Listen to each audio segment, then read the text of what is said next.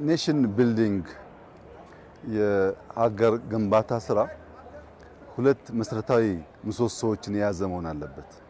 ትናንትን በወጉና በቅጡ የሚያስታውስ በወጉ በቅጡ የሚያወሳ ነገን ደግሞ የሚሰራ መሆን አለበት። ለምሳሌ አድዋ ሙዚየም ስትሄድ አባቶቻችንን እናስታውስበታለን፣ ጀግንነታችንን፣ ነፃነታችንን እናስታውስበታለን። ሙዚየሞቻችን ስታይ ያ መልክ አላቸው፣ ያ ምሰሶ አላቸው። ነገር ግን ብቻቸውን በቂ አይደለም። ነገን ደግሞ የምንሰራው በልጆቻችን ነው።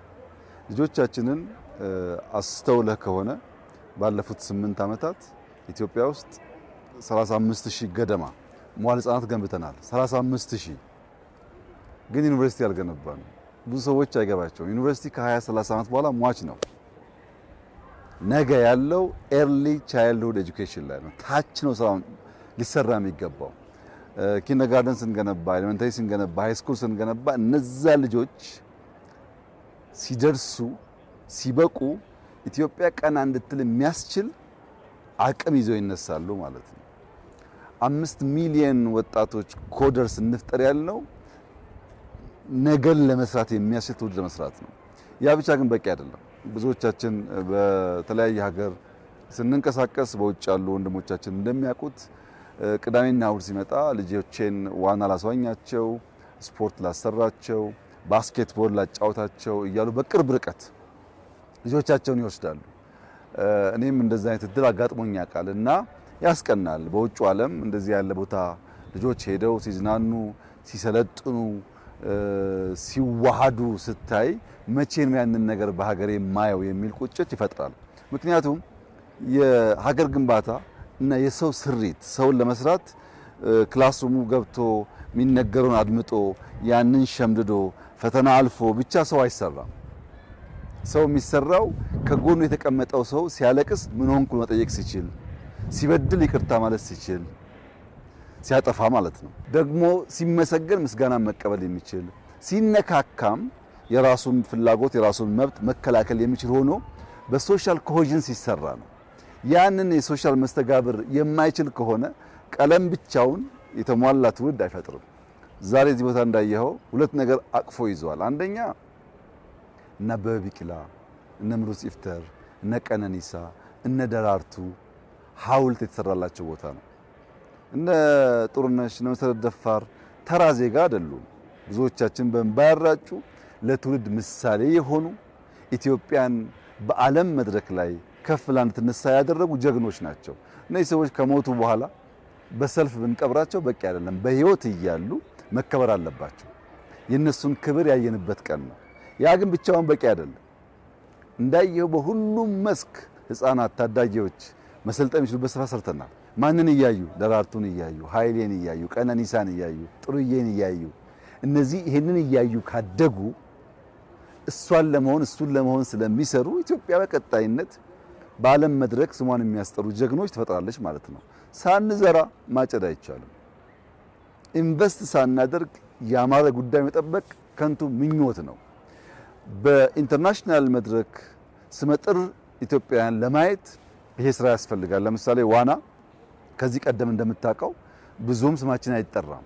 አሁን ግን ከ7 ዓመት በታች ከ14 ዓመት በታች ከዚያ በላይ በኦሎምፒክ ስታንዳርድ ኢንዶር አውትዶር የዋና ቦታ አለ። እዚያ ያሰለጠነውና በዚያ ያደገ ሰው ሊወዳደር ይችላል ማለት ነው። ስፖርት እንዳየው ቮሊቦል፣ መረብ ኳስ፣ የአውትዶር ስፖርት መስሪያ ቦታ፣ የኢንዶር ጂም፣ ኳስ መጫወቻ ደንበኛ ስታንዳርዱ የጠበቀ መረብ ኳስ መጫወቻ ደግሞ አፈር ይሆን ብትንገላለልበት የማይጎዳ ልክ በውጩ በብራዚል እንደምናየው ማለት ነው። ይሄን ሁሉ ነገር በውስጡ የያዘ ፓርክ ነው። ለልጆቻችን በጣም ትልቅ እድል ነው። እኛ ኢትዮጵያ ውስጥ ስናድግ እንደዚህ ያለውን ነገር ለማየት እምብዛም አልታደልንም።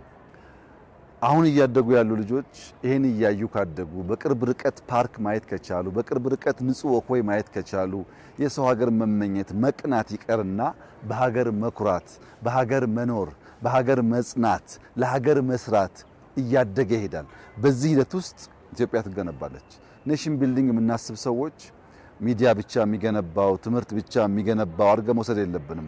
ብዙ መስክ ሊሰራ ይገባል። በተለይ ደግሞ ትናንትናና ዛሬ ማሳሰር፣ አድዋንና ታዳጊ ማሳሰር፣ ደራርቱንና የነገዋን ደራርቱ ማስተሳሰር፣ እንዲህ እያደረግን በሄድን ቁጥር ኢትዮጵያ የሚገባትን ቦታ የሚገባትን ክብር ትይዛለች። ሁላችንም ልንገነዘብ የሚገባው በዓለም 10ኛው ፖፑሌሽን የያዘች ሀገር ናት ኢትዮጵያ።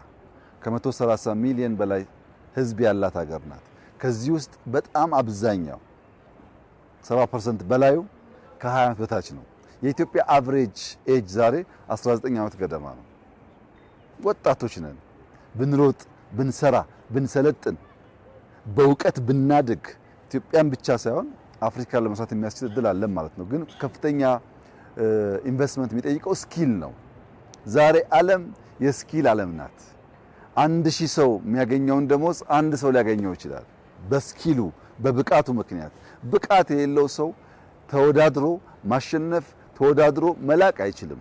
ተወዳድሮ የሚልቁ ሰዎች ለማብዛት ከታች የሚሰሩበት፣ የሚለማመዱበት፣ የሚሰለጥኑበትና ስኪል ዲቨሎፕ የሚያደርጉበትን ቦታ መስራት አስፈላጊ ነው። እንደ መንግስት እነዚህን ጉዳዮች አስበን የምንሰራው ዛሬ ያለውን ነገር አይተን አይደለም። ነገ ለምናስባት ለምናልማት ኢትዮጵያ ለልጆቻችን በውጭ በፊልም አይታ የምትቀና ሳይሆን እኛም ሀገር አለ ግን ላስፋው፣ ግን ላስውበው፣ ግን ላሳምረው የሚል ትውልድ መፍጠር እንፈልጋለን። በዚህ አግባብ የተሰራ ስራ ነው። እንግዲህ ካሳንቺስ በብዙ መልኩ አብባለች፣ አምራለች፣ ይህንንም ስፍራ ይዛለች። ካሳንቺስ ላይ ማንም ይሄን አይጠብቅም። ከዚህ ቀደም በስፋት የተለመደው የጫት የሺሻ ቦታ ማበራከት ነው። እሱ ትውልድ ገሏል።